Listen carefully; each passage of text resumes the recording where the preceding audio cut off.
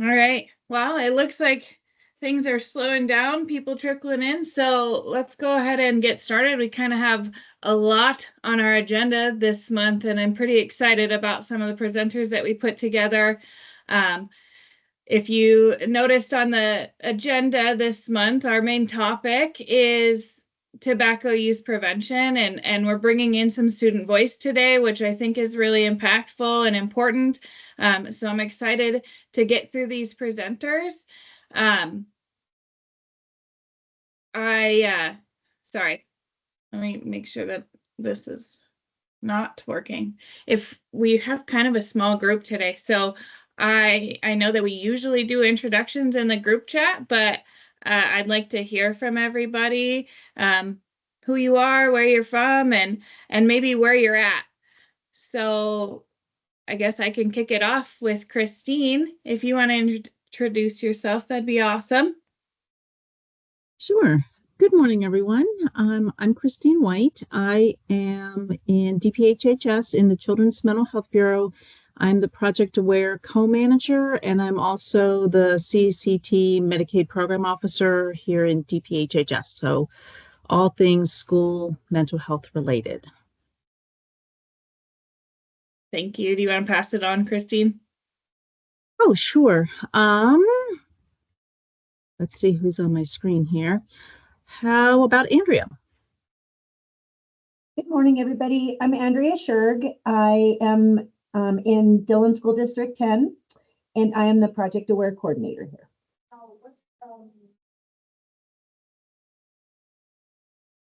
Thank you, Andrea. Chris, you want to go? Sure. Good morning. I'm Chris Millard. I'm with the OPI with tobacco use prevention, and I get to do this presentation today. So hopefully my voice will last for you all. Nice to see you all. Justine? Hi, everyone. I'm Justine Guthrie. I work for the Federal Programs Unit at the OPI. My main role in my job is the State Homeless Coordinator, and happy to be here. Thanks. Let's see. Amy? Not sure if there's any other Amy's, but I go by Amy. So Amy Queen, Program Manager for Health Promotion here at Riverstone Health in Yellowstone County. And we've got some really fantastic programs under that umbrella, including our cancer prevention, some universally offered home visiting, but also our tobacco prevention that we'll be sharing about here a little later. So glad to be on the call. Thank you, Amy. Kevin? I'm Kevin Croft. I spent 30 years in Billings Public Schools and have helped direct the AWARE grant here for the past 5. And currently I teach at Rocky Mountain College. Thank you, Kevin. How about Cindy? Good morning. I'm Cindy Foy. I'm the Director of Mental Health Resources for Montana Professional Learning Collaborative and Montana Small School Alliance. Thank you. Beth? Good morning, everyone. I'm Beth Dominicus. I'm OPI Tobacco Use Prevention Education, along with Chris, who you met earlier a couple minutes ago. Thanks, Beth. Jenny?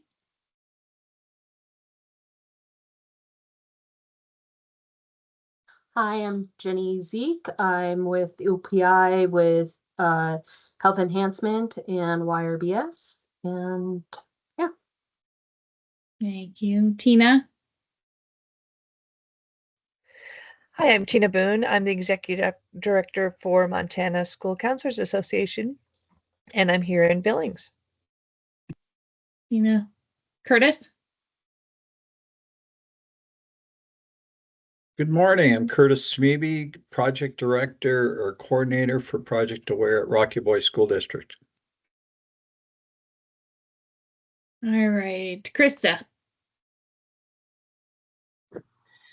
Krista Hertz, excuse me, Krista Hertz. I'm the grant writer for Billings Public Schools, and I apologize. My camera seems to come on and off. So if you see me flash in and out, that's what's going on. Thank you. Thanks, Krista. Carl. Hi, everybody. I'm Carl Roston. I'm the Suicide Prevention Coordinator for the Department of Public Health and Human Services. I'm here in Helena. Thank you, Carl. Kathy?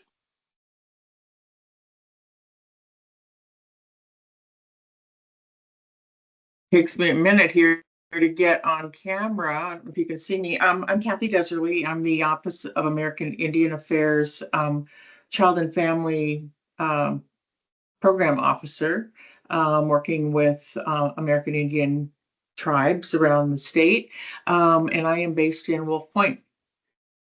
Thanks, Kathy. All right, Anne. Good morning, everyone. My name is Ann Carpenter over here waving, and I am with the Office of Public Instruction, and I work in the Special Education Unit for Continuing Education and Technical Service, and I'm located in Helena. Thanks. Thanks, Ann. Michelle?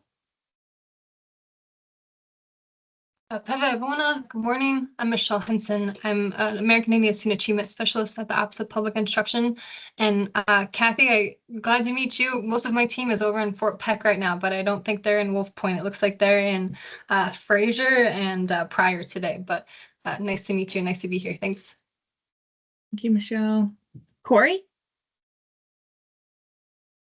Hi, everyone. My name's Corey. I'm a prevention health specialist at Riverstone and Billings, and I do tobacco prevention and suicide prevention. Thanks for coming, Corey. Paige? Hi, everyone. I'm Paige Seidel. I'm the Title IV Program Manager at the OPI. I am on the federal programs team, but then dabble a little bit still in the coordinated school health team as well. Thank you. Burke? Hi, I'm Dr. Burke Wallace, the School Safety Specialist for OPI, and I also currently oversee the Stronger Connections grant, which a lot of districts are using to promote mental health and student wellness. Glad to be here. Thanks, Burke. Tom? Good morning, folks. Tom Biltine at the Office of Court Administrators. I am the Bureau Chief over Youth Court Services or Juvenile Probation Offices. Happy to be here. Happy to have driven from Butte in the worst snow I've seen in a while. I heard there's some snow in the state. That's what Andrea was saying in Dillon. We just have rain. All right, Alicia.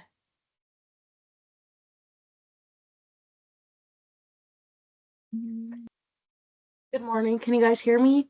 Yep. Good morning. I'm Alicia Doney. I work at Department of Labor and Industry with Donnie Wetzel. I'm the Tribal Youth Outreach Coordinator over there, so connecting our tribal youth to trades, apprenticeship programs, things like that. Thanks for having me. Thank you. Randy? Randy Shipman, Superintendent Dillon Elementary District, and we have the Project Aware grant. Randy. Kim? Morning, everyone. I'm Kim Collins. I'm the Executive Director for the Yellowstone Boys and Girls Ranch for all of our outpatient programming. Thanks, Kim. Heidi? Good morning, everyone. Heidi DeRouche here. I'm the American Indian Health Program Officer with the Office of American Indian Health at DPHHS, and I'm located in Browning. Thanks, Heidi. All right, and our last but not least are two of our presenters today. Erin, do you want to introduce yourself? Yes, hi, my name is Erin Montgomery. I work for Beaverhead and Madison County Public Health Departments. I have an MTEP contract, so I do work with Chris. And then I am a youth advisor for REACT at Be the Change 406 Youth Coalition. She's also joining this meeting from Disneyland, or is it Disney World? That's how dedicated she is. Right now I'm at Hogwarts. So if you hear some commotion in the background, that's what that is. Thanks, Erin. So happy that you joined us. Adelise, do you want to introduce yourself? Hi, everyone. Good morning. My name is Adelise. I'm your guys' student advocate today, so I'll be doing a little spiel or a little speech for you guys today. It's nice to meet you all. Thank you, Adelise. All right. So next, we'll just kind of, oh, I forgot I had this in here. So we do have a Slido link again today. Feel free to use it. This gives us anonymous questions while we're presenting. You can also raise your hand or put it in the chat. Like, don't feel obligated to use it. I just wanted to have another option for you. And I just stuck that in the chat. You can also scan the code and just do it on your phone.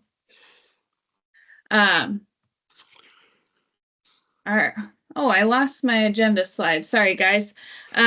So again, our agenda today is focused on tobacco use prevention. Our amazing, beautiful, with the awesome voice, Chris Menard is going to be presenting to us today. Kind of her last hurrah because we're losing her to retirement. As happy as that is for her, it's a big loss for us, but we also have Beth. Dr. Beth Dominicus. She is kind of Chris's secondhand man and has been trained by Chris and to take the leads when Chris leaves us. So we're really excited to have both of them get on and present. The other things on our agenda today, Chris and Beth are going to do some school highlights of schools that they visited and their programming.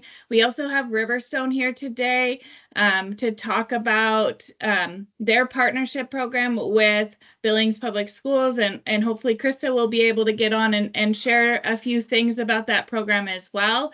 And then, like we mentioned, Adelise Chagwa will be on and talking about some of the advocacy work that she's done and the impact that Student Voice has had with the legislature and within her own community. Really just bringing home that point that students often know better than the adults about what's going on in their schools and can be a powerful partner in prevention programs. And so with that, I'm going to go ahead and turn it over to Chris and stop sharing. All right, Chris, whenever you're ready. Okay, I think, are we on? We are on. Okay. We always start our presentations reminding people that tobacco use is still the #1 preventable cause of death in our country.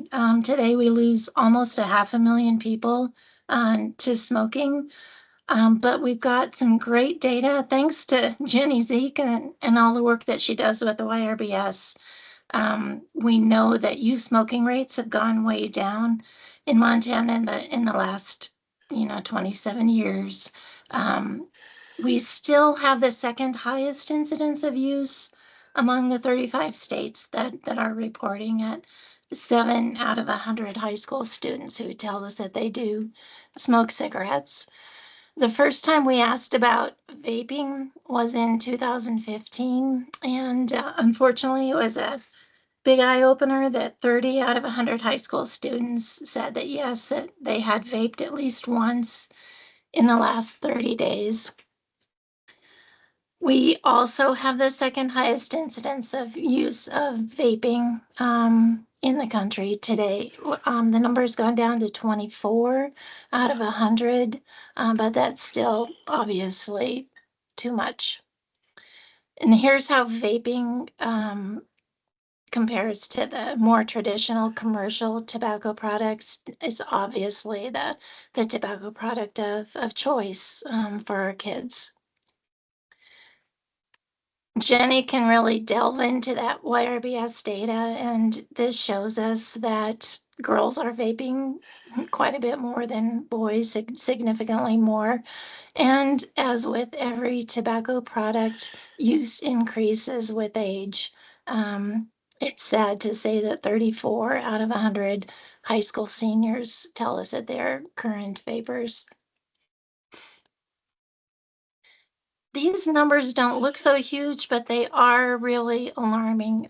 Frequent use means that they used it at least 20 times in the last 30 days. And then daily use, of course, means that they used it, that they vaped every day. And those numbers have increased 200% for frequent use since 2017, and they've increased 350% since for daily use. And it's just indicative of how incredibly strong these nicotine delivery devices are, so incredibly addictive. There are also studies that tell us that teens who start vaping are 4 times more likely to become cigarette smokers. And most of you probably are aware that vapes were invented to actually help adult smokers stop smoking. And there are adult smokers who've been able to stop smoking, thanks to vaping. Sadly, what happens more often is they get addicted to both. They're not able to quit smoking, and then they're also addicted to vaping. So while it is a tool, it's not an FDA-approved nicotine replacement therapy, but there are adults who have had success quitting smoking, which is a good thing. We'd like to encourage them all to quit vaping then as well. Out of the millions of products that have sent in applications to be authorized for sale, the FDA regulates all tobacco products, and vapes are tobacco products. You might be surprised to know that only 34 different devices have been authorized by the FDA, and they all are big tobacco products. Logic, Enjoy, and Views have several different types of products that have just recently been authorized. So all of these products that you're seeing in your schools, that you're seeing in the stores, none of these have been authorized for sale. So the regulation is really lacking. The enforcement is really lacking. And unfortunately, our kids have been caught in this nicotine trap. Puff bars were told they could not be sold anymore by the FDA. And so you see on websites all of a sudden drastic price reductions. Puff bars became the most popular vape with kids when Juuls stopped doing the flavors. And so after Puff bars came Elf bars, and now we have Geek bars. And so you can see there's kind of a pattern here. It's also sad to see that there have been products that have been made with computer games in them, and products made to be intentionally stealthy, hiding these things in schools. Juuls, when they came out, they look like thumb drives. They've got highlighter vapes that look like highlighter pens. You've probably heard about the sweatshirts, the hoodies that have the strings that connect to vapes that kids can inhale through the strings. We're seeing little toys. These toys were marketed in Thailand. So it's pretty obvious that with these different products and with all of these flavors, that kids are definitely being targeted. It's hard to think that some 50-year-old guy trying to quit smoking is going to be interested in a cotton candy or a Sour Patch Kids, flavored vape. We're also concerned about nicotine pouches. They are much more available. They are being used much more by kids these days. Zins are particularly popular. No aerosol, no smoke, no inhaling tar, but nicotine, no matter how it gets to your brain, is going to have the same impact, and it impacts the adolescent brain very differently than a fully developed adult brain. And Zins are following the trend and offering all sorts of flavors as well. So here's a little rundown about what we have available for schools. First and foremost is our website. We try to keep it updated with the latest information, and it's also got places where schools can request. Beth and I have delivered presentations to about 16,000 students in the last 2 years, and they've been pretty effective. We're getting good feedback from kids, and we'd highly encourage, anybody who would like us to come to their district. And also, I have to give a shout out to Erin, and every county has a tobacco education specialist. Almost every county, not quite. And Erin, people like Erin and other tobacco education specialists are doing the very same thing. So there are lots of resources available to have presenters come in and actually do presentations for students. There's also a lot of good curricula available free online from places like Stanford. Catch My Breath has been an evidence-based program that comes out of the University of Texas, El Paso, or I'm not sure if it's El Paso, it might just be the University of Texas. Vaping Know the Truth is a digital program available on EverFi free that comes from the Truth Initiative. The FDA has put together a great resource as well. So there are lots of really good resources available for schools. This is a little bit about our presentation. We really try to include a lot of videos of young people themselves who've been impacted by vaping. Luca Kennard in the upper right and Daniel Ament, who received the first double lung transplant due to vaping, have both been in Montana speaking to kids.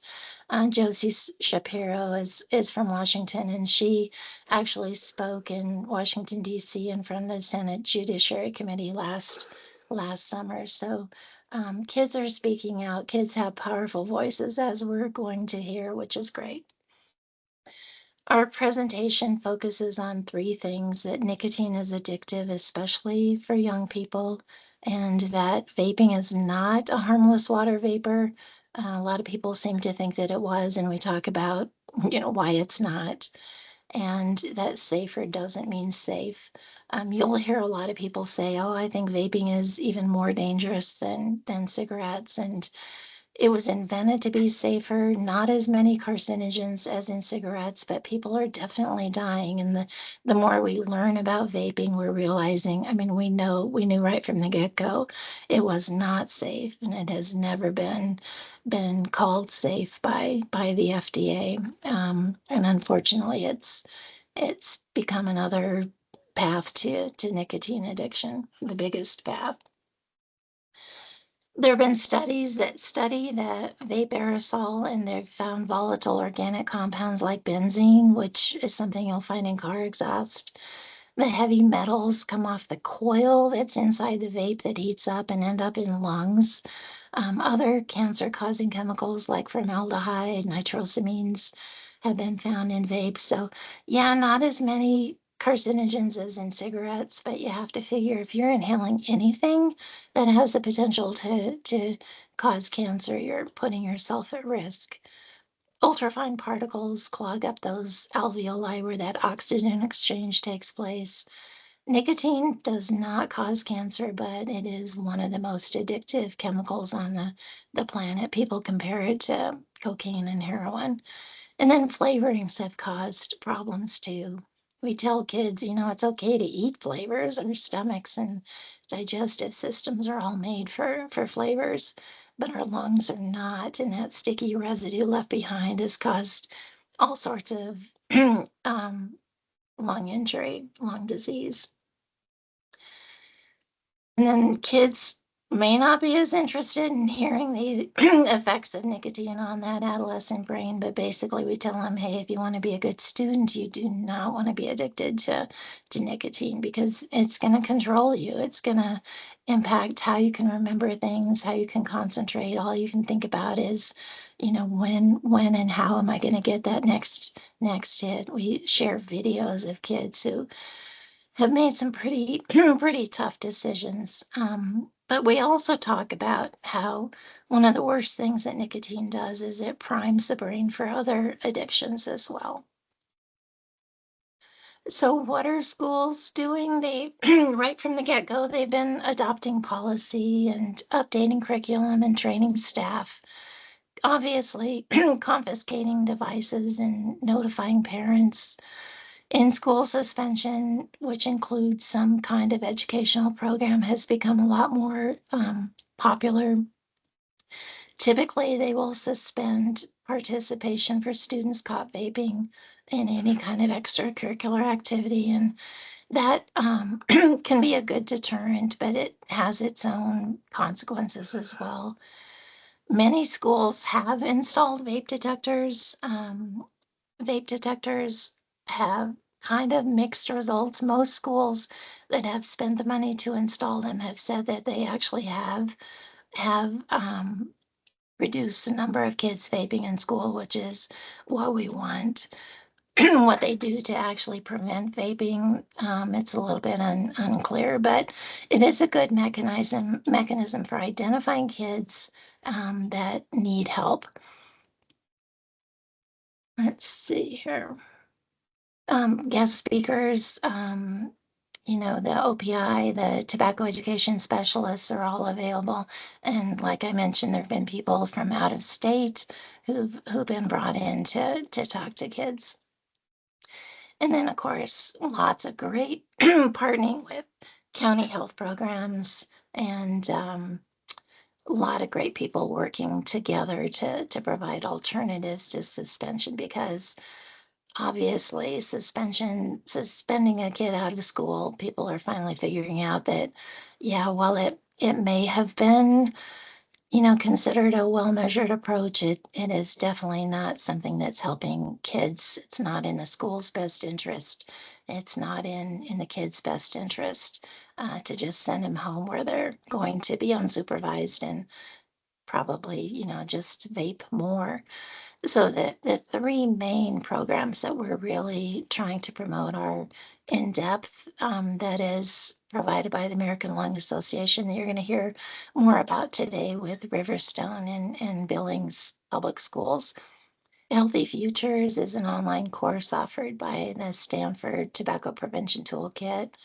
And as I mentioned, the Vaping Know the Truth from EverFi is not really set up just to be an alternative to suspension, but it is a good educational course that you can plug kids into when they are caught vaping. Most school districts have a guidance and counseling policy that talks about providing information about nicotine addiction services.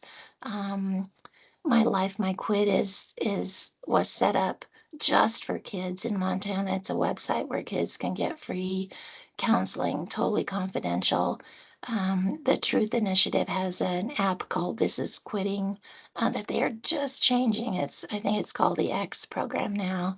And then MTUP, just the Montana Tobacco Use Prevention Program, just last year put together some really neat quit kits that principals, counselors can provide to students who are interested in quitting, things that can help them take their mind off the cravings and battle through their effort to quit, because quitting a nicotine addiction is one of the hardest things they'll ever do.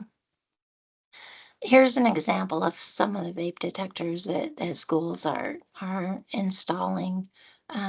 They all typically send alerts via a cell phone to when they detect the vaping.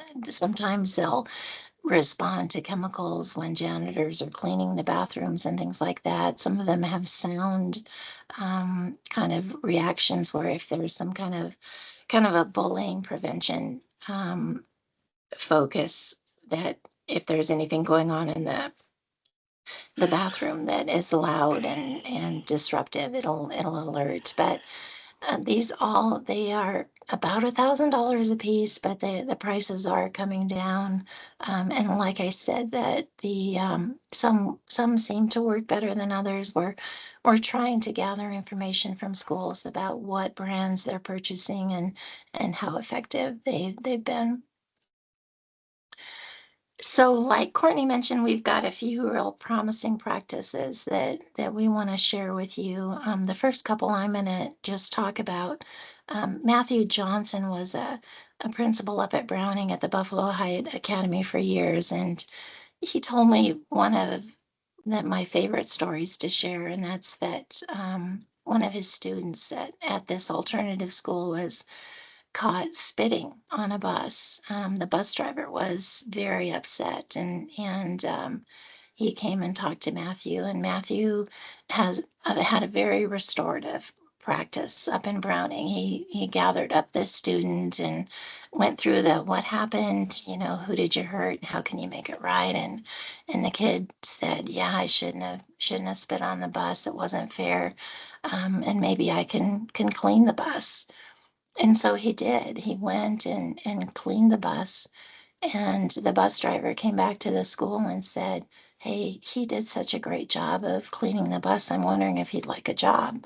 And so not sure as to how much that actually would help him, quit his smokeless tobacco use, but I thought it was a great ending, a great kind of consequence of this great process that Matthew puts his kids through.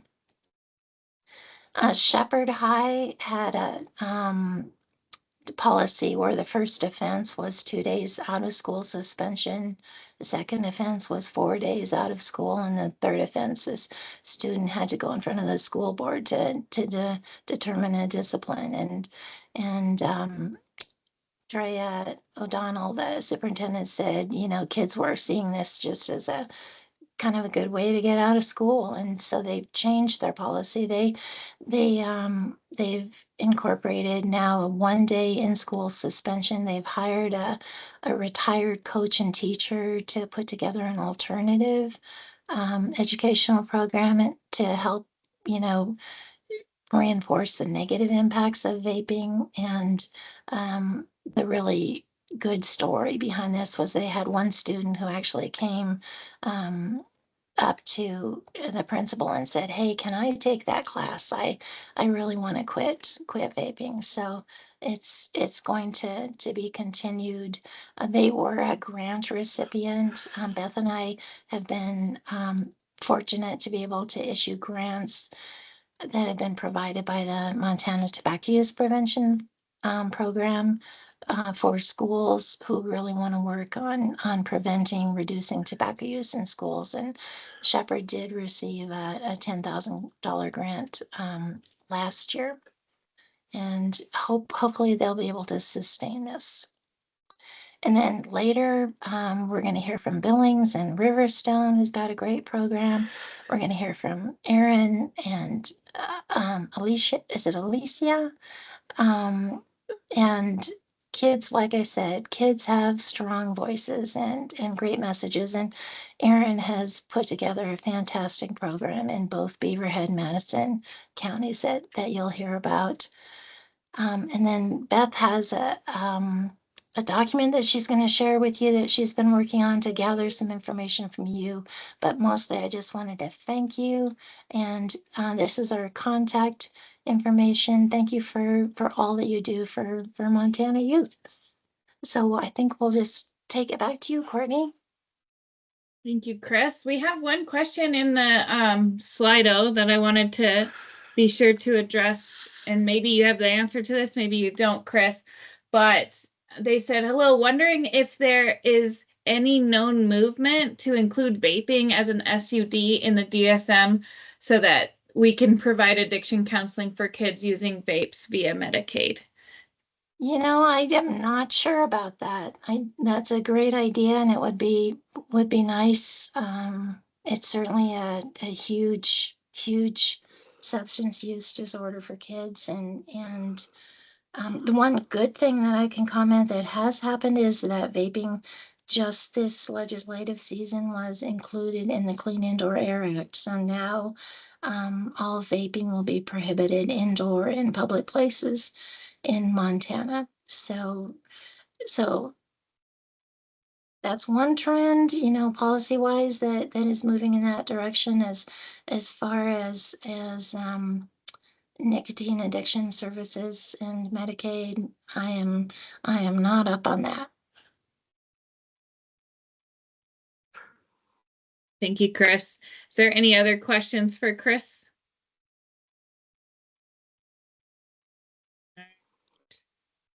All right, Amy, would you like me to share a slide, or do you have I slides think to if I share? can, yeah, I Okay. have a slide deck here. Let me just pull everything up. All right. See if we can.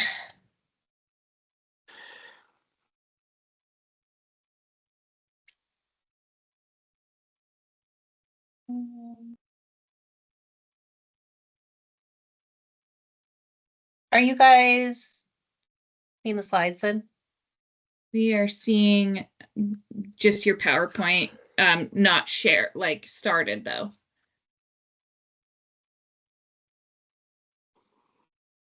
Oh, like the whole deck here? Yeah, yeah. Gotcha.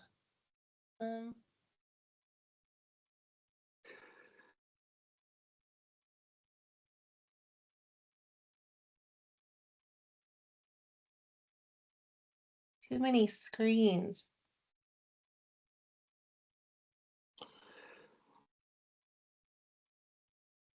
If you click on the little screen on the bottom of your PowerPoint, it'll fill your screen, and then you can choose that one to share.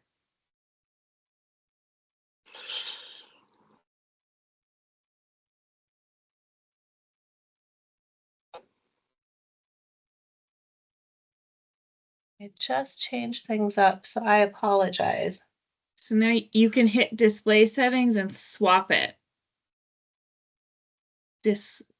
Yeah, swap presenter. There we go. Did you guys get it? Okay, perfect. Yep. Sorry about that. It's okay. So yeah, Corey's going to join us here in a little bit as well, but we wanted to share about primarily the in-depth program that Chris mentioned, that intervention of nicotine dependence, education, prevention, tobacco, and health. It's really a program that educates youth caught with those products. And it's been designed for students who've been cited by school or law enforcement for underage tobacco use. The core curriculum, as Chris mentioned, comes from the American Lung Association and being offered as an alternative to suspension or a citation. It helps schools and communities address the teen vaping problem in really this more supportive fashion. And so it's a very interactive program focusing on the education around e-cigarette use, nicotine dependence, those alternatives to tobacco use, and then giving students that some tools around planning for a healthier future and dealing with stress. And so this goes way back to the 2019 YRBS data. We had wanted to, I want to highlight when we first started pulling the in-depth program into Yellowstone County was in that 2018-2019 school year. And so that YRBS data, we were seeing that among high school students, 60% had tried e-cigarettes, 40% were using. With the middle school students, 30% had tried and 18% were using. And, you know, as we know, those e-cigarettes more likely to then be that sort of open door to other tobacco use down the road. So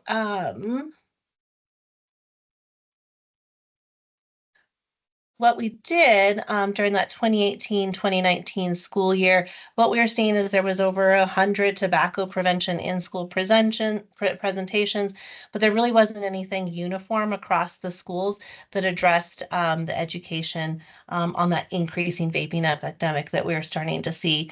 And in the fall, is when the tobacco team prevention team here had this forum with county school administrators, school counselors, SROs, you know, recognizing that need for teen intervention related to vaping. And they took a look at that in-depth program, the ALA curriculum, seeing how it really builds some of those partnerships between schools and municipal court. And it being a 4-session program, you know, able to make a little improvement there. What we did locally in building it is modifying it with permission. with ALA had input so we could turn it into a one-day program, really incorporating some of those community resources.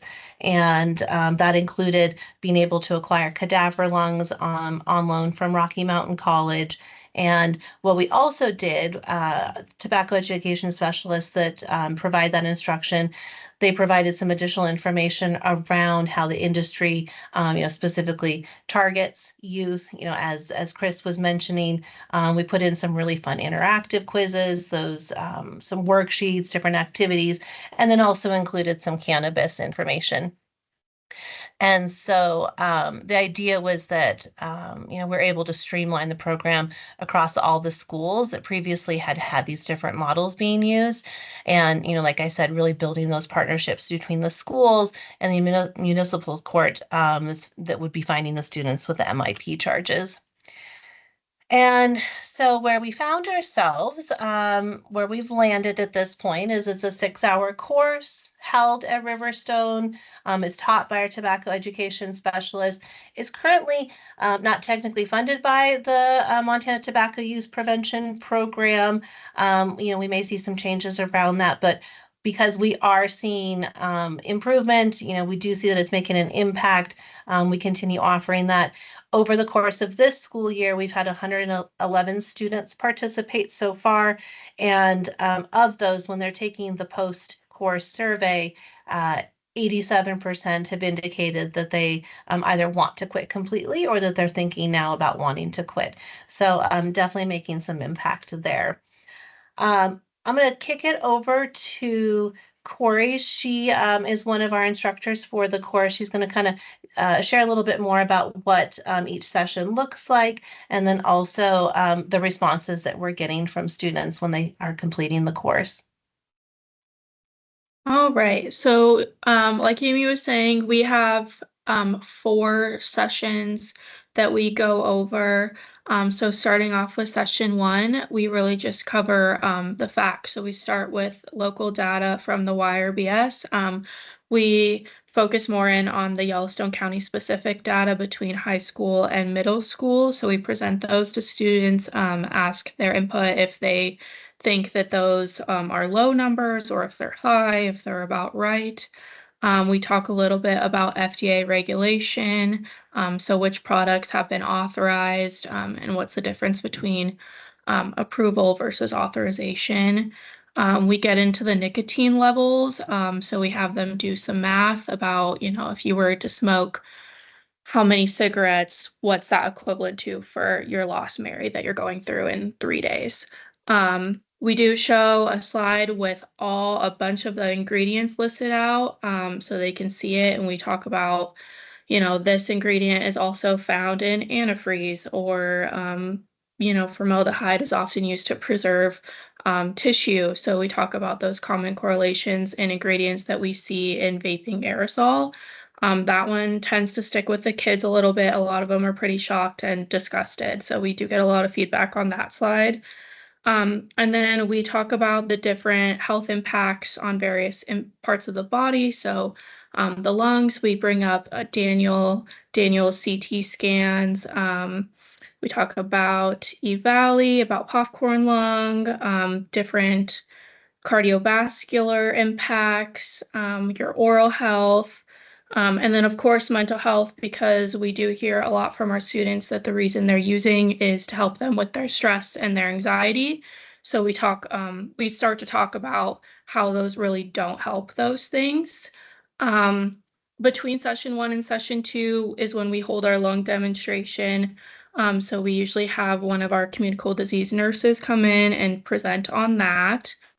And we have a healthy set of lungs, and then a lungs that I believe had COPD. Our session 2, it really just gets into addiction and nicotine dependence. We talk about how using high levels of nicotine affects your dopamine levels, which in turn makes it really hard for people to quit, and a little bit of what that withdrawal process looks like.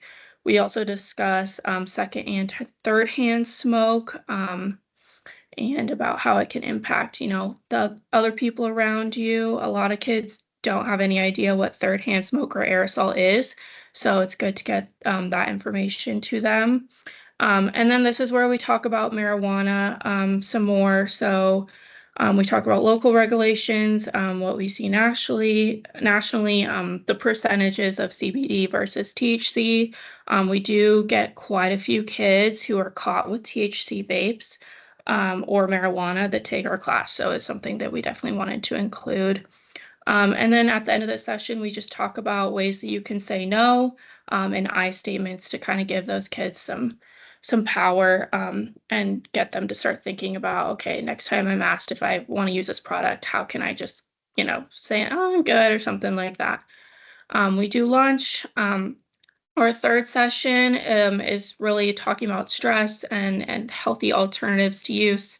So we try to start out with a walk around our campus. If the weather is good, sometimes we'll just make them do a quick up the stairs and back down, depending. We get into the stress cycle, talk about that. We talk about mindfulness, and then really just alternatives to use. We try to have them come up with ideas of things that they could do instead. So we've had people say they like to work on cars. Some students have told us they like to tattoo fake skin. That's one of the more interesting ones, but really to get them thinking about what are some different ways I can deal with my stress instead of turning to these products. We also give the students quick kits. And we make pet toys for the local animal shelter, which is about like a 5-minute activity to help get some service projects into the day. And then our last session is really just talking about their dream life. So we talk about money. We have a worksheet that we have them fill out of, what type of products are they using? How often are they using those products? Is it on a weekly base? Is it on a monthly base? So we have them do the math of how much money are you spending in 1 year on your current habits, and then how much are you spending in 10 years. Our last class, our answers for the 1 year ranged anywhere from $1,000 to over $3,000 is what they would be spending. And then for the 10-year range, it was anywhere from 10,000 to over 20,000 if they were to continue their habits. And that's pretty on par with most classes that we have seen since I've been a part of the program. So it's pretty eye-opening for them. We like to have them think about what can you buy instead, especially for the kids that are more like seniors. Remind them, do you want to live with your parents forever? Rent costs a lot of money. You could be saving for, to move out. You could be saving for a car, for college. A lot of people want to buy shoes or clothes. So just kind of get them thinking. We do get the comment of, I'm not currently the one purchasing these products. Someone's giving them to me. So we just said, well, that's not going to be available for you to ever. Not everyone's going to want to purchase those for you for the rest of your life. You're going to have to start. So this is what this money is going to look like. And then we also just have them do vision boards if we have enough time, just continue thinking about what they want their life to look like. And then of course we mention my life, my quit pretty frequently throughout the day. And then if I could go to the next slide. And then these are just some student quotes. So we have the students do a pre and post survey in class with us. They just do it on these little tablets we have. So some of the quotes we have from that post survey was, this was very informative and useful. It really helped. Pretty nice class. Lung thing was freaky and cool. We definitely get very mixed reactions to the lung demonstration. Some people really think it's cool and they want to, touch them. Some of them want as far away as possible. And then we also send out a 1-month post survey. I send it out to administrators and then they will give it to the students who send it back to me. So these are some quotes from that. So the class was fun and made it easy to learn. Learning about all the bad things smoking does with the science behind it really helped me realize why I should quit. And then I've quit fully after getting caught. Thanks, Corey. So you can see that it is making an impact with students, and we're very fortunate to have Corey and Bree who provide that class to the students. I do want to give a quick plug before we wrap up about our REACT clubs as well. These are REACT stands for Regional Advocates Countering Tobacco Program. It takes place in the middle schools and is really intended to, to engage youth in helping plan products that projects that educate the community about the harmful effects of tobacco, and is funded by MTUP. Right now, we have amongst our middle schools, Riverside, Will James, Castle Rock, Ben Steele, Medicine Crow, Lewis and Clark, Shepherd, and St. Francis, who are all participating.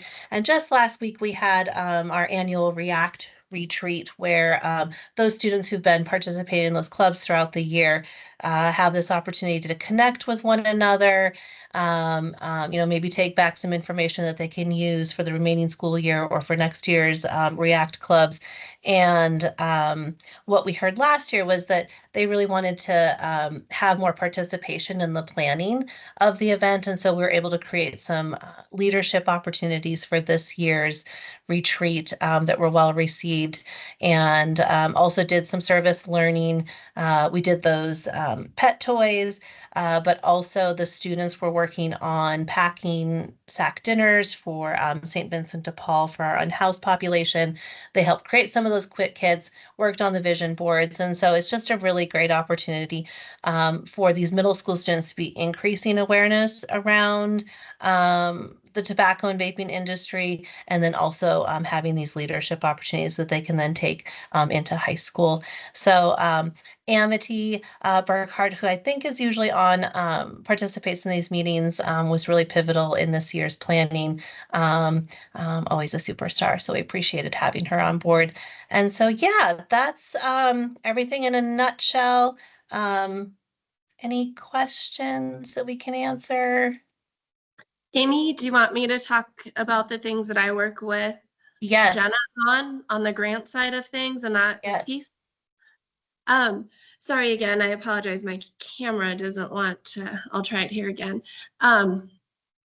So we received a grant from Chris and Beth as well last year, and we really focused on improving our partnership in that connection with Riverstone Health. And so we used funding to have Jenna and Bree and Corey come and do presentations, professional development for our staff. So we offered 3 different trainings throughout last school year that were each 3 hours long. And staff could take that for OPI credit. They could take it for trade hours for our school district or step up credit. And we had over 100 staff that participated between those 3. And the response from our staff was amazing, how they wanted more of that, how valuable it was for them as teachers, especially in our middle and high schools, to know what to look for if kids are vaping, and also how to help support them, how to connect them to resources, and just to have a better awareness themselves and to understand some of those other things that are coming towards kids, as such as the increase in the use of Zins, and we're seeing a lot of increase in marijuana with the vaping happening in our schools. And then the other piece that we did is we provided some funding to help with the in-depth supplies, because how can we better support that program, connect our students, and then also with the REACT clubs as well. So we used some funding to help with that larger REACT event that happened last week, to give kids the ability to have supplies and funding to create things that they can bring back to their schools.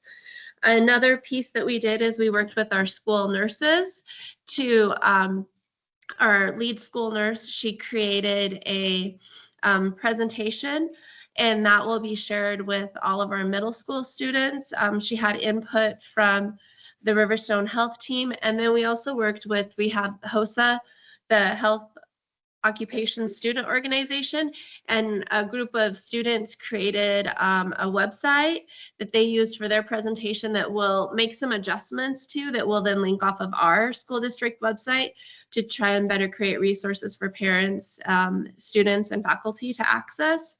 And looking ahead to the next year, we really saw an area that we could focus on is working on alignment for education, in that prevention and then access to cessation activities is working with a group of teachers, our lead nurse, and then the Riverstone Health to really look at what we're teaching in middle and high school, and then to have more consistency with our 6 middle schools and 3 high schools.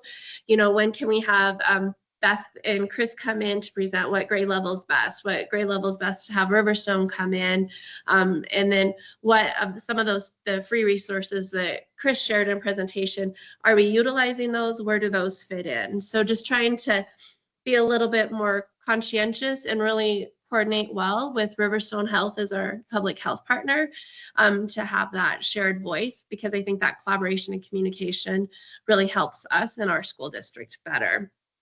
So I went really quick. Is there anything that you, Amy, can think that I've missed, or any questions anyone has on that side of things? I think you captured it fantastically, Krista. Thanks.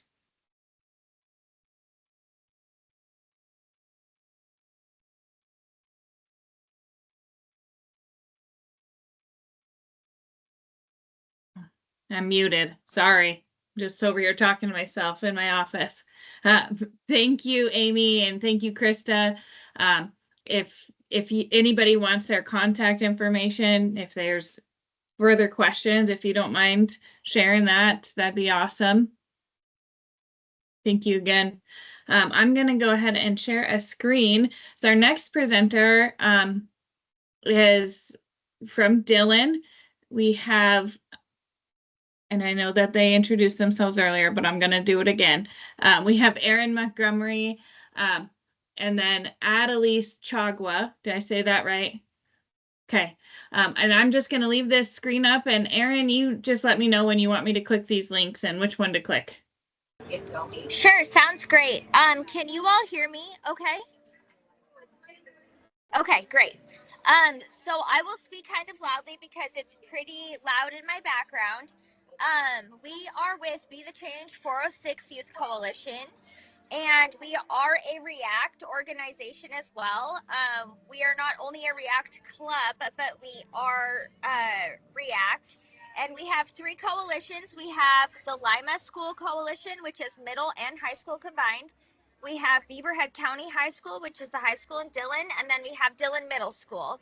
We have a total of 58 kids between the 3 coalitions, and we focus heavily on advocacy and making our youth healthy in our communities.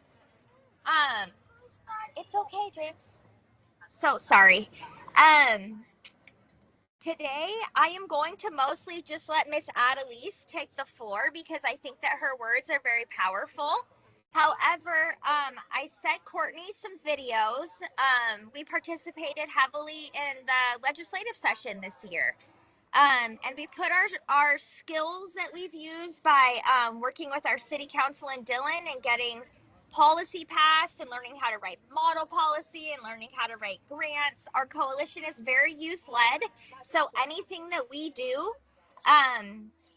we make sure that there are things that our youth want to do and that our youth are excited about. And every time I ask these kids, it doesn't matter what school I go to, they say that vaping is the #1 biggest problem for teenagers that they see. And I think that speaks heavily. To me, the youth perspective is very important. We say nothing about us without us. So with that being said, I will ask Courtney to play these YouTube videos. Our kids testified on as proponents for SB 390, which Chris spoke about earlier, adding vapes, e-cigarettes to the Clean Indoor Air Act. And we took 6 youth up and they testified and they did a wonderful job. Unfortunately, at the Health and Human Services Committee it was tabled. However, after some deliberation and discussion among that committee, it was taken back off the table. And if you know anything about this process, that is very rare for that to happen. And so Courtney will play one video where it is taken off the table, and you will hear the representative who had initially voted against it, who changed his mind along with another representative, speak on why they chose to take it off the table. And then she will play a little bit of testimony from our youth from that day. And I will pass it over to Courtney. I hope you could hear me. I apologize. All right. Somebody's going to have to give me a thumbs up to make sure that this sound is coming through. Can you see the YouTube video? Well, all he like wrote down the 1-800 number and like shoved it in my face, basically. I think he pretended to look. All right. I am going to play this. We hear it?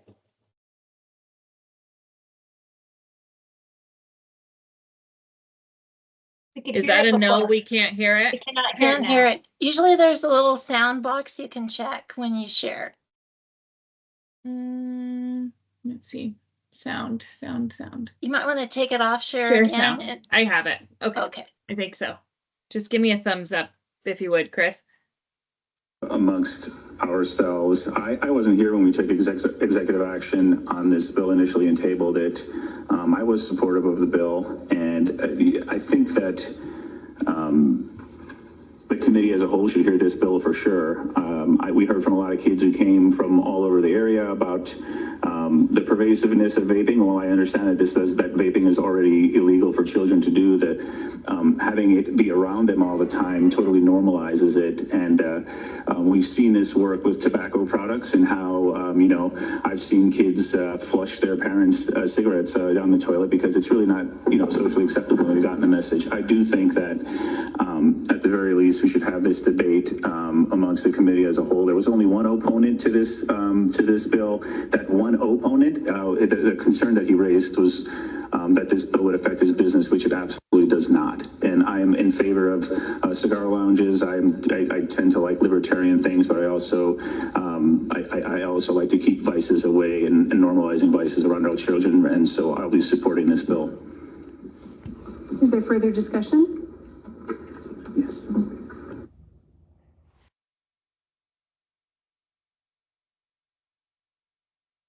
All right. Erin, do you want me to play the other one? Yes, please. I would love for you. And so this is some of the testimony that he's referring to when he spoke about youth voices coming from our Dillon kids.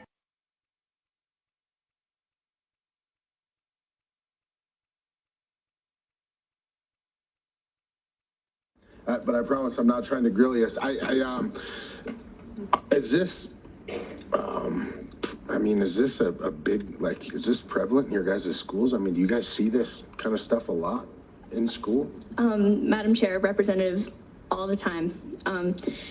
It is very obvious that the numbers show that a lot more youth use them than adults do. So me speaking to a group of adults here, it probably seems like it's not as big of a deal as it is. But people who are addicted can't go a full 8 hours without using a product. So they take breaks during their classes, they go to the bathrooms. Some people are even so bad as they use Zyn and chewing tobacco during their classes so they don't have to evade the vape detectors and things like that. So it really is a problem, and I'm not sure if we can do anything about the issue in schools right now with this bill, but not having them used in public spaces could initially decrease the amount of people who use them in general. One more follow-up, and this can be for anyone. You don't feel free not to answer this if you don't want to, but we already have laws in our I would assume that it's illegal to bring this stuff on school property. Is that correct? To whoever, I guess. I see some heads shaking out there.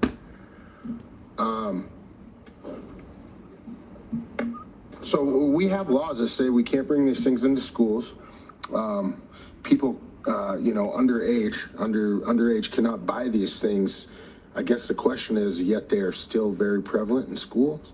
Madam Chair, Representative, honestly, kids, they are rule breakers. They, it's very common in my school. The coalition that I am in now, they gave a talk to us in 5th grade, and right after that, kids were outside vaping.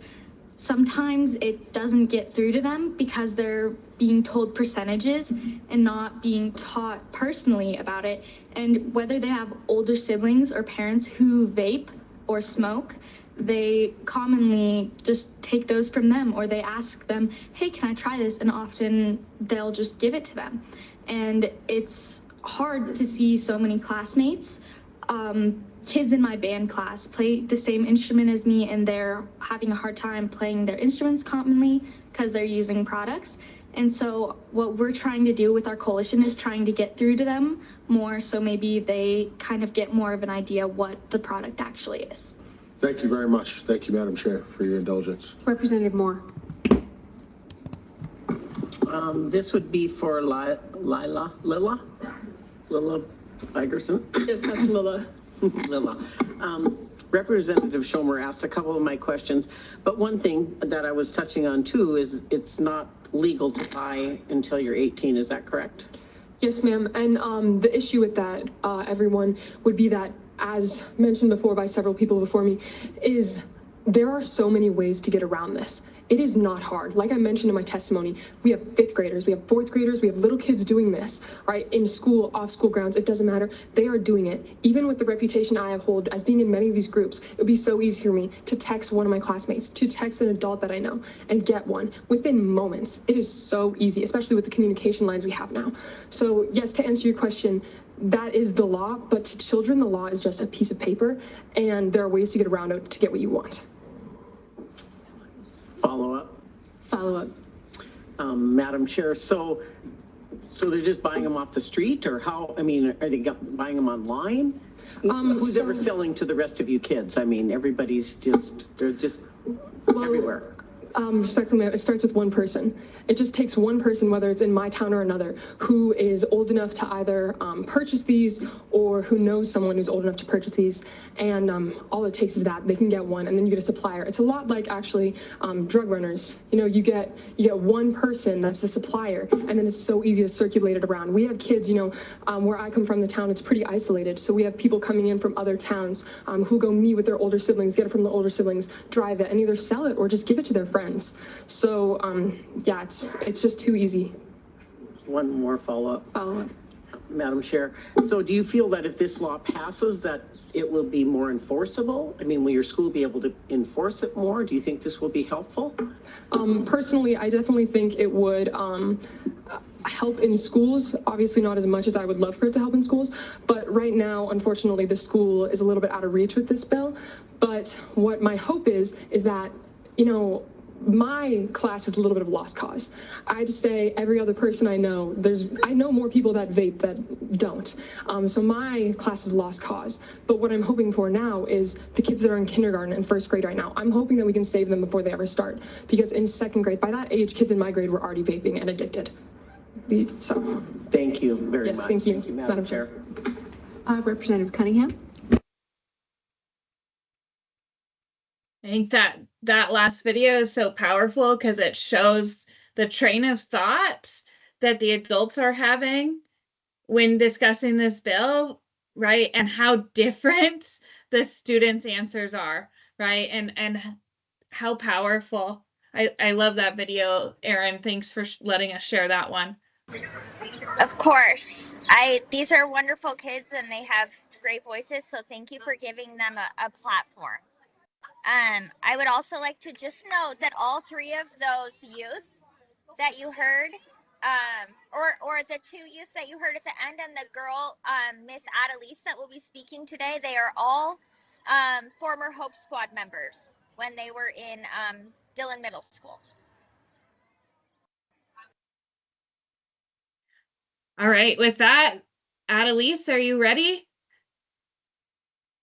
Yes, I am. Awesome. You want to, I guess you already introduced yourself, so you can go ahead and get started. Okay, first of all, I'd like to say good morning again, and you guys already know me. I'm Adelise Chagua. Today, I will be speaking about how vaping and tobacco use affects my school, peers, and community. The student perspective of myself and my peers is that vaping and tobacco use is prolific among preteens and teens in Montana. In my town of Dillon, we have multiple fifth grade elementary students who vape and even been caught on campus because they are already struggling with addiction to nicotine. By the time they reach high school, which is where I am, far too many kids are already using vapes regularly. Vaping and zinning are definitely much more common among teenagers than cigarettes. I think that adults are underestimating just how the influence to use nicotine is from their own family members and close friends. When we testified on behalf of House Bill 390 to add e-cigarettes to the Clean Indoor Air Act, it seemed some lawmakers, as you saw in the video, thought that there wasn't a big problem with vapes, big problem because vapes are illegal for anyone under 21 years old to purchase. However, this just isn't true. It's a known fact that in our town, that students are able to easily access vape and zins the same way kids get a hold of alcohol, oftentimes from an older sibling or friend. My friends, especially the ones I go to school with here or that are a part of our youth coalition, we support each other to not start vaping by having game nights, creating escape rooms like we are this summer, and making up fun and engaging ideas throughout the summer and the school year that we can accomplish that will take up our time to do good causes. Our elementary, middle school, and high school do a great job at allowing us to go to our meetings, getting excused, or providing a location for projects that we're all doing. They also give us support by spreading the news throughout the school to the youth. It is true that vaping is normalized amongst teenagers because of their family's history or the influence of their friends or other adult influences, by seeing them as a common place to vape in a home or around our community. The people in our town, such as our city council, were able to help us pass a policy, which made all of our parks nicotine free. Because of this, we are going to host a celebration and reopening of our main park that had the most abuse of nicotine. This is to show the youth better examples of a public area and a safe play space without nicotine abuse. As for my point of view, the role of peer advocacy in vaping prevention is to be trained to be able to talk to someone who is struggling about vaping, who is curious or is worried about a family member or friend that is vaping. Being able to talk to them and sort of create a connection is important and will allow them to open up and really take your words into consideration.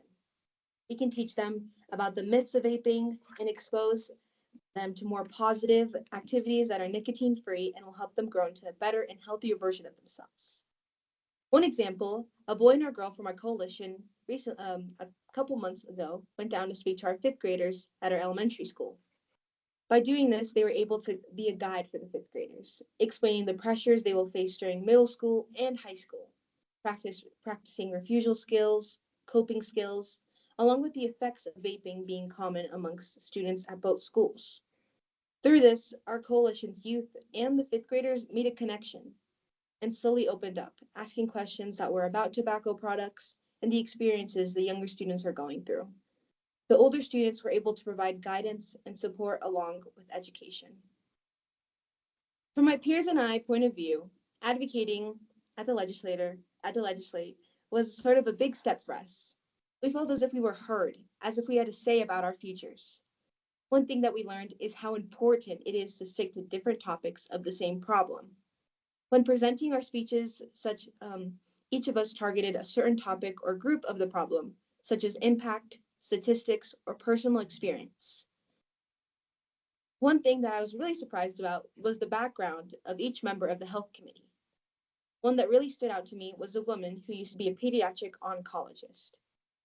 She inspired me because I myself would like a career in that specialty. Seeing her as a part of the health committee makes me quite inspired because her having a point of view on the medical side and now learning the legislative side, and that you can do both have and that you can do both, have a regular job or even be a student, plus advocate for healthy lives is absolutely amazing to me. And it makes me quite inspired to hopefully do the same. Ultimately, vaping is a real problem among the students in our town, country, and state. But there are many ways that can be effective at prevention and intervention for other kids. Thank you so much for listening and for supporting us in our good work.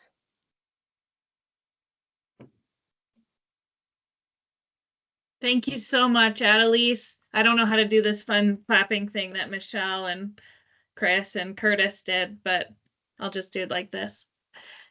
Is there anybody that wants to ask Annalise any questions? We have more videos of her testimony as well, and there's quite a few that Erin sent me. So if you're interested in watching some of those other videos from the testimony for that bill, I can definitely forward that on. I think that they just demonstrate like why we need them, the students, as partners in prevention. They know what they're talking about, sometimes better than we do, and using them is powerful. Guest speakers and bringing in the lovely Chris and Beth is great, but use your students. Find those students that have a passion for advocating and spreading information and being mentors to those younger students. Find them and use them. Good job, Annalise. Thank you so much for coming and talking to us. Can't wait to follow up with you, Erin, and see what other ways we can utilize your expertise and your group of passionate students to help with our work. Thank you all so much. It was wonderful to be here today, and thank you for the work you guys do and how much you care about our youth. Thanks, Erin. Have a good rest of your vacation. Thank you so much for coming. All right, I'm going to go ahead and turn it over to Beth, and she's going to introduce a document for us. And then after that, we'll have some quick OPI updates and then some time for some partner share outs. Beth, I don't see you, sorry. Hello, everyone. So I just am sharing here. Give me 1 second. Okay, so I'm hoping that you're seeing, I'm hoping that you're seeing a web page that I want to share with you. Can you see that? Yes, okay, perfect. So what this is I really want to thank Chris and Amy and Corey and Krista, Erin and Adelaide. I mean, those were such fantastic and inspiring stories. So what we want to try to do is we want to try to capture these stories, and we want to try to be able to just create a document where things can be posted to help others. So whatever, if you work in a school, if you work in a public office, a state office, TES, whatever you're doing, I know that you are coming across these inspiring stories. So I posted in the chat the link, and please share the link. And so our goal is to really encourage anecdotal accounts of what communities, districts, schools, and individuals are doing to identify potentially effective practices for overtaking this nicotine tobacco epidemic. And we just want to hear your stories. We want to hear everyone's stories. Just like today, it was so inspiring. I don't know if you felt the same, but I really loved hearing, the things that people are doing. So what we have here on this document is there are some prompts, and you can create your own prompt, or you can answer, 1 or 2 of these prompts and just share your story. Right down at the bottom here, you can just type right in, whatever it is you want to say. And really, that's it. That's really what we want to try to do. So just capturing positive stories is the big idea, and here's a place to do it. So share this with your partners, and hopefully, we can have something where people can get some ideas from each other. Any questions? So Beth, you want us to directly type into that document that you just shared? Yes. We're going to give it a try. Okay, right now it's asking me to request edit access, so I don't know if it's shared in the way that where we can edit it. I'll try typing something. Yeah, I'm not You know able what, to type it.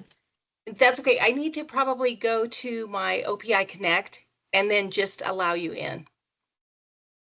I don't know, Michelle, do you know of a better way or place where we can just have public post things that we can use and share amongst ourselves? You can share a link so that anyone with the link is an editor. Oh, okay, I'll go back in and I see that you're in on the page, Michelle. So I can view it, but I'm not able, like, if I try to type something. So it's probably just something you want to make editor access. Okay, I'll work on that. Yeah, no problem. I have it set up that way. It looks like it says anyone with the link can edit. I just changed it, so you should be able to now. Okay. Yep, Sorry about that, it. everyone. So you might, if anybody has it open, you just have to reload it, and then once you reload it, those new sharing, that new sharing category should be working for you. Thank you, Thank Beth. you so much. Thank you, everyone. All right. I think now is the time where if we have any important updates from OPI, we can go ahead and do that now.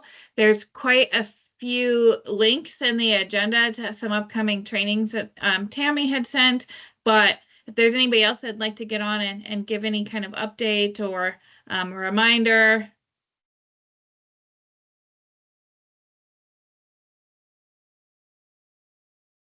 All right. Nobody? Okay. I'll just throw out there, so we recently finished, I guess it's actually been a month ago now, we held our 2025 RISE Tribal Education Summit, and we got some feedback from students that is pretty moving, and I'd be happy to share it with anybody who might be interested in it.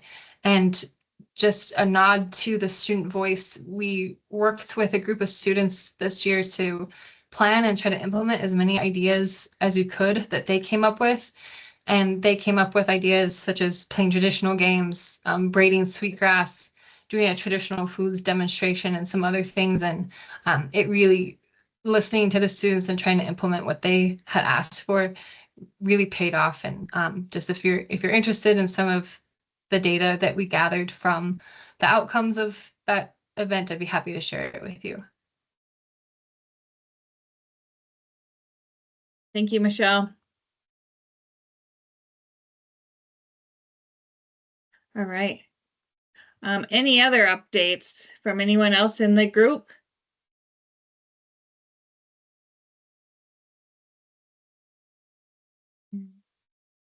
Well, I thank you all for listening to our presenters today. I know it was a really important topic and a topic that is kind of a big deal around schools right now. And I know that a lot of people are really worried about vaping in schools and with our youth. And so we just felt that this was a good time to wrap up the year and wrap up Chris's career with this presentation. And if you look at the agenda, we don't have another meeting scheduled until September. So this summer, those summer meetings are generally pretty hit or miss anyway. And if you did notice at the beginning of this, that these meetings are now recorded. And so we are working on a place to house those recordings, but they are available through our OPI YouTube. So this one will be available in the next coming days. And we'd like to start getting these out into the Compass and try to garner more attendance from schools around the state, just to hear some of these presenters and see what other schools are doing. So again, if you ever have anything that you want included on the agenda or as a resource, or if you're interested in presenting or have an idea about a topic for these meetings, like, please don't hesitate to reach out to me. And yeah, I think that is it for today. Closing up a little early. Unless anybody has any final thoughts or feedback, then we can get on with our day. Thank you again for coming.